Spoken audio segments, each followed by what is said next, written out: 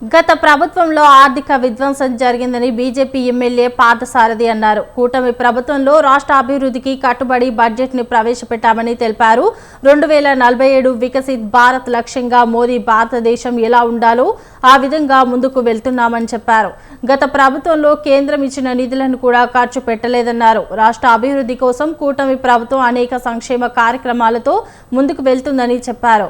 ప్రజల ఆకాంక్ష మేరకు ఈ బడ్జెట్ ఉందని, రాష్ట్రాన్ని పునర్నిర్మించడంలో ఈ బడ్జెట్ కు ఎక్కువ ప్రాధాన్యత ఇచ్చారని పార్థసారథి తెలిపారు.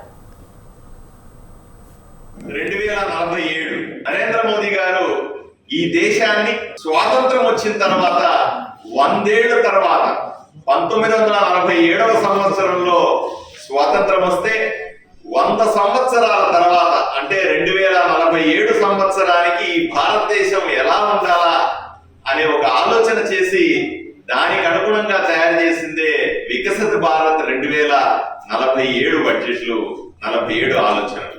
ముఖ్యమంత్రి చంద్రబాబు నాయుడు గారు స్వర్ణాంధ్ర 2047 అంటే 100 సంవత్సరాల తర్వాత ఆంధ్రప్రదేశ్ స్వర్ణాంధ్రగా ఎలా వెలుగొందుతుంది అనే ఒక ఆలోచన తీసుకుని ఒక విజన్ డాక్యుమెంట్ తయారు చేసి దాన్ని బడ్జెట్ రూపంలో ఈ రోజు అసెంబ్లీలో ప్రవేశపెట్టడం జరిగింది. అప్పు తీసుకోలేని రాష్ట్రం ఏదన్నా ఉందంటే ఆంధ్రప్రదేశ్. ఇన్ని రాష్ట్రాల్లో భారతదేశంలో ఒక్క పైసా అప్పు పుట్టని, అప్పు తీసుకోలేని చట్టబద్ధంగా ఉన్న రాష్ట్రం ఆంధ్రప్రదేశ్. ఈ రకంగా ఆర్థిక విధ్వంసానికి పాల్పడినటువంటి వైఎస్ఆర్సీపీ ప్రభుత్వం వాళ్ళ నాయకులు ఈరోజు వచ్చి ఇటువంటి మాటలు మాట్లాడడం సిగ్గుచేటని నేను వాళ్ళకి తెలియజేస్తా.